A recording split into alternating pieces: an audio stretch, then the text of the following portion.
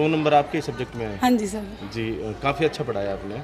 Sir हर teacher अपनी तरफ से 100% देने की कोशिश करता है, लेकिन बच्चे उसकी पहचान होते हैं। उस बच्चे ने इतना अच्छा काम करके दिखाया तो उससे हमारा भी सिर गौरव से ऊंचा हो गया है, और ये मेरे लिए बहुत गर्व की बात है कि बच्चे ने इतनी हमारी जो मेहनत थी उसको देखिए, ये तो समाज में एक भ्रांति है कि सरकारी स्कूल के जो अध्यापक हैं वो ढंग से पढ़ाते नहीं हैं।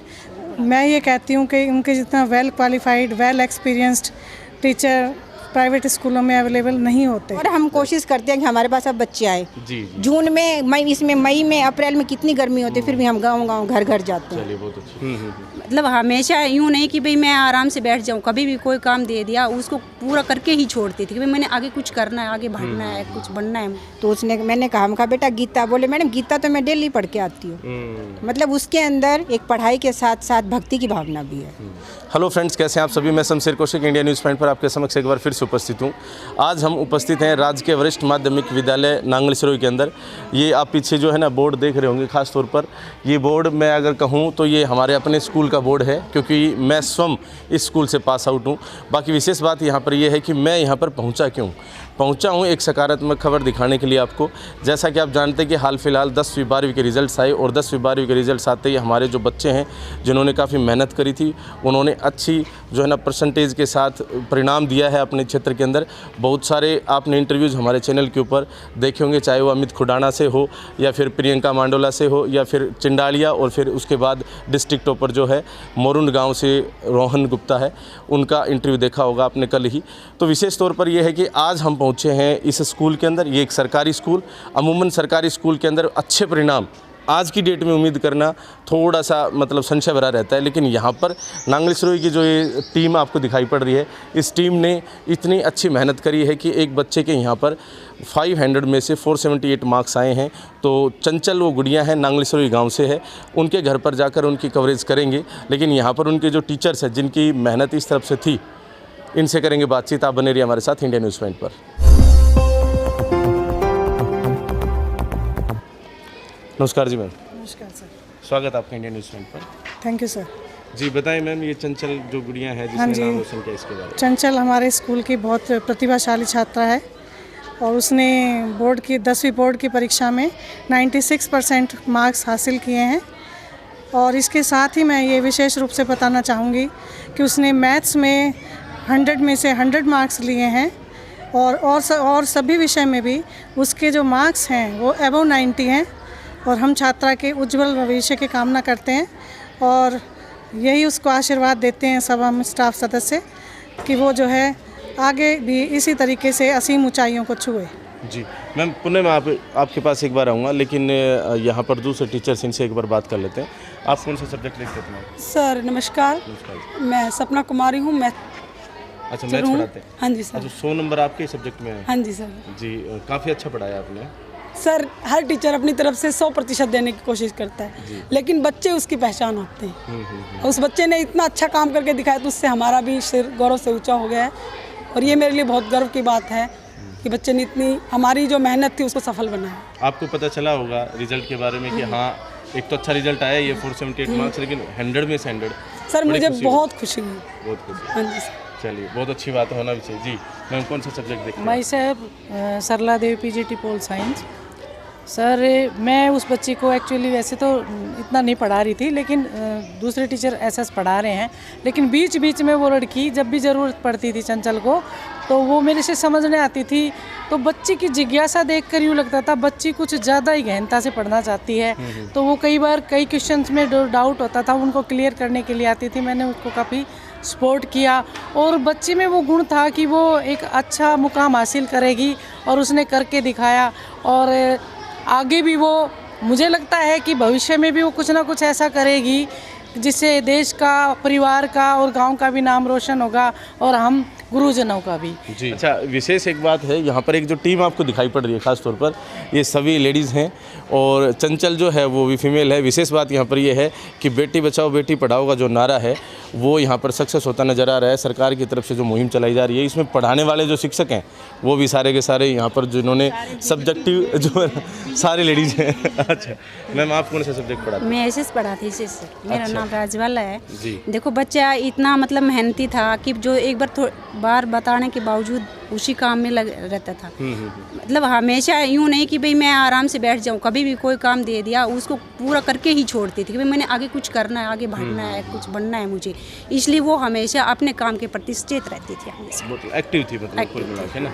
जी मैम, आप क्या कहेंगे? मैं फिजिकल पढ़ाती हूँ सर। अच्छा, बिमला यादव ना मेरा नाम है। तो वो जब भी हम सब्जेक्ट में क्लास में आते थे तब वो कहती थी कि मैडम हमें ये बताओ। मैं कहती कि मैथ की घंटी आ गई अब तो ना मैडम हमें ये भी बता के जाओ। अच्छा। तो सब सब्जेक्ट में ही हमेशा बहुत कुछ आगे लेने की सोचती थी कि मैं कुछ ना कुछ टीचर से हमेशा उसके बारे में आगे बढ़ती रहूँ।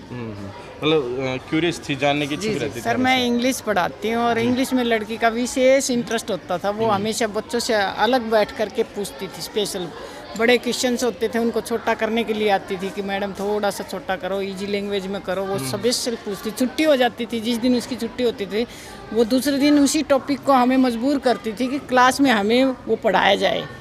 हम दूसरे बच्चों को 2 बार पढ़ा देते थे लेकिन उसको मिस नहीं करते थे कभी। चलिए, अच्छी बात। हाँ जी मैम, आप कौन सा? नमस्ते सर। नमस्कार सर मैं सुशील देवी, पीजीटी हिंदी। जी। सर चंचल जो है ना, जैसा नाम है वैसी है। अच्छा। हाँ जी। उसकी सबसे बड़ी खूबी तो ये थी कि एक तो वो डेली आती थी, कभी छुट्टी नहीं लेती थी। और जितनी क्लास में जैसे हम पोएम्स कराते थे, कविताएं मैं पढ़ाती थी, तो बड़ा इत्मीनान के साथ मतलब पढ़ती थी। नैतिकता की बातें मैंने एक दिन उसके ऐसे ही बोल दिया कि कोई पोएम पढ़ा रही थी मैं, तो मैंने कहा बेटा गीता। बोले मैडम गीता तो मैं डेली पढ़ के आती हूँ। मतलब उसके अंदर एक पढ़ाई के साथ साथ भक्ति की भावना भी है। और दूसरा ये है कि जैसे आज कल कविता पढ़ानी, मैडम मैं कल छुट्टी पे रहूँगी, आप कविता मत पढ़ानी। अच्छा। ये उसके अंदर खूबी थी। फिर मैंने उसको ये कहा, मैं कहा बेटा हिंदी आप यहीं कर लेते हो, ठीक है, घर जाके आप हार्ड सब्जेक्ट करो, इंग्लिश है, साइंस है, मैथ है। तो कहते हैं मैडम मैं हिंदी घर जाके पढ़ती ही नहीं। अच्छा। जो आपने यहाँ पढ़ा दिया और ये पढ़ लिया। उसने 94 मार्क्स लिए सर हिंदी में। बहुत अच्छे। हाँ, तो मतलब उतनी खुश होती थी और हमें इस चीज़ की ज़रूरत थी कि स्कूल में कोई ऐसा बच्चा आए। हमारे प्रति ऐसी भावना थी सर समाज वालों की कि यहाँ पढ़ाई नहीं होती। अब पहले क्या था हमें नहीं पता। हम सभी जो है 4 साल हो गए हमें आते हुए। आज हमें आप लोग आए हो हमारे सामने और हमारे विचार लेके जा रहे हो, इससे लोगों को पता लगेगा कि हमें एक पहचान मिलेगी। उस लड़की की मेहनत हमारी शान होगी सर। बिल्कुल बिल्कुल। तो विशेष तो ये, हाँ जी, बहुत बहुत धन्यवाद आपका। बाकी एक विशेष बात यहाँ पर ये है कि पहले का मैम जिक्र कर रही थी, पहले बहुत अच्छी पढ़ाई होती थी क्योंकि मैं यहीं पढ़ के गया था। अच्छा।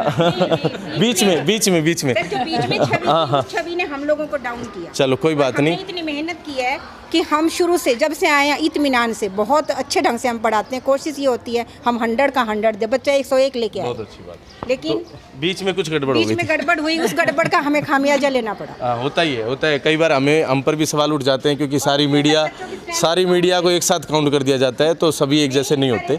जी। यहाँ से ड्यूटी देने आई थी। उस समय पर क्या हुआ था कि 4 सेक्शन होते थे। लेकिन जब मैं यहाँ ज्वाइन करने आई तो मुझे थोड़ी सी स्ट्रेंथ दिखाई दी। तो कुछ हुआ ना बीच में। बच्चे निकल गए थे, बच्चे स्कूल से जा चुके थे और हम कोशिश करते हैं कि हमारे पास अब बच्चे आए। जून में, मई में, अप्रैल में कितनी गर्मी होती है, फिर भी हम गाँव घर जाते हैं। चलिए, बहुत अच्छी बात। तो हम चाहते हैं ज़्यादा से ज़्यादा बच्चे मौजूद, उनसे बात कर लेते हैं। Thank you sir. जी, स्वागत है सर आपका। नमस्कार जी। सबसे पहले तो मैं इंडिया न्यूज़ पॉइंट का विद्यालय प्रांगण में पहुंचने पर स्वागत करता हूं कि आपने विद्यालय में आके एक ऐसा कारनामा किया है कि हरियाणा बोर्ड की 10वीं की जो परीक्षा थी उसमें हमारे विद्यालय की लड़की चंचल, जिसने बहुत अच्छे अंकों से ये उत्तीर्ण की है, 478 मार्क्स लिए हैं 500 में से 96% का। मैं उसको विज्ञान विषय पढ़ाता हूँ। इस बच्ची में बहुत कैलिबर है। मेरा लगभग 8 महीने का समय है यहाँ। 8 महीने में मैंने ऐसी टैलेंटेड बच्ची नहीं देखी। 28 साल के एक्सपीरियंस में 2 ही बच्चे ऐसे आए हैं जो मेरी नज़र में बहुत अव्वल दर्जे के बच्चे। एक चंचल और दूसरा? एक चंचल, एक राहुल है जो नीरपुर था, 2003-4 के करीब मुझे मिला था। अच्छा। दोनों बच्चों में एक एक्स्ट्रा ऑर्डिनरी टैलेंट है। पढ़ाई के प्रति सजग, अपने कर्तव्य के प्रति, अपने अध्यापकों के प्रति सम्मान देना इन बच्चों से कोई सीखे। एक जिक्र कर रहे थे आप, अभी उधर गए। मैं बताता हूँ आपको। ये एजुकेशन के साथ साथ दूसरी एक्टिविटीज़ में बहुत भाग लेती है। ढाढोत में इसको लेके गया था, ब्लॉक लेवल टॉप किया इसने। इसकी विशेषता देखो, हम कोई भी सामान लेके नहीं गए थे वहाँ। उन्होंने स्केच पेन, पेंसिल, रबड़, इरेजर जो भी कुछ मंगवाया था, हम खाली हाथ गए थे। बच्चों से हमने कलेक्ट किया और इस बच्चे ने ब्लॉक को टॉप किया। उसके बाद इसने जिला को टॉप किया है। ये बच्ची हर क्षेत्र में अव्वल दर्जे की है और निश्चित रूप से निकट भविष्य में ये बहुत अच्छे दर्जे से ऊंचे पद पे पहुंचेगी। इसको अध्यापकों का, अपने समाज का, गांव का सहयोग माता पिता का मिलता रहे तो वास्तव में टैलेंटेड कैलिबर वाली बच्ची है। मैं इसके उज्ज्वल भविष्य की कामना करता हूँ और कोशिश यही करता हूँ कि ऐसे बच्चे हमारे पास आने वाले समय भी निकलें ताकि हमारा नाम हो, विद्यालय का नाम हो। लोगों के दिमाग में एक भ्रांति होती है कि सरकारी स्कूल में पढ़ाई नहीं होती। ये हमने दिखा दिया कि विद्यालय सरकारी भी बहुत आगे है और प्राइवेट से भी बहुत आगे है और हम अपनी भरपूर कोशिश करेंगे कि आने वाले समय में ऐसे ही बच्चे और निकालें ताकि ये सरकार की, गाँवों की और लोगों की जो ऐसे भावनाएं थी कि सरकारी स्कूल में पढ़ाई नहीं है, हम उसको मिथ्यक सिद्ध करना चाहते हैं। धन्यवाद। नमस्कार सर। नमस्कार सर, मैं प्रवीण कुमार और मैंने छोटी कक्षाओं में इस बच्ची को देखा है डेवलप होते हुए और एक हार्ड वर्किंग बच्चे को अच्छा मार्गदर्शन, जैसे आपने सभी स्टाफ के, हमारे शिक्षाविद साथीगणों से बच्ची के बारे में जाना कि एक हार्ड वर्किंग बच्चे को अच्छा मार्गदर्शन मिल जाए तो वो और उसके प्रयास कंसिस्टेंट हों तो वो बच्चा एक अच्छा रिज़ल्ट देता है। और आज हमारे लिए सभी विद्यालय परिवार के सभी सदस्यों के लिए बड़ा खुशी का क्षण है। आप कवर करने आए हैं, आपका भी धन्यवाद। जी, आपका विशेष तौर पे धन्यवाद क्योंकि बेस आपने तैयार किया था। प्राइमरी विंग में तो आप थे, है ना, तो प्राइमरी विंग का जो भी पूरा स्टाफ है वो सारा बधाई का पात्र है क्योंकि अमूमन ऐसा होता है और हमने देखा भी अपने क्षेत्र के अंदर कि सरकारी स्कूलों में बच्चे को ना प्रारंभिक शिक्षा के लिए भेजते हैं, उसके बाद प्राइवेट स्कूल्स में भेज दिया जाता है। बेस तैयार करते हैं कोई और फिर रिजल्ट कोई और ही लेके चला जाता है।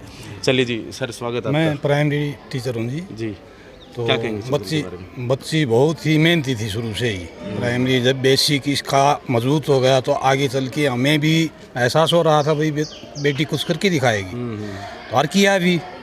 तो हम बेटी, हमारा ना स्कूल का नाम और माँ बाप का नाम, गांव का नाम रोशन किया, उसके लिए बेटी का बहुत बहुत वो करते हैं। जी सर, अब मैं सर से तो विशेष बात करूंगा, मेरे गुरु रहे। सर से मैंने पढ़ाई करी है 6ठी 7वीं 8वीं क्लास हमारे गांव खातीवास के अंदर। सर स्वागत है आपका इंडियन न्यूज़ पॉइंट पर। सर थैंक यू हमसे बात करने के लिए। हम चंचल बहुत ही मेहनती लड़की थी। उसने बहुत ही अच्छा रिजल्ट दिया स्कूल के बारे में, उसमें विषय में, और साथ के साथ गांव का नाम रोशन किया है, स्कूल का नाम रोशन किया है।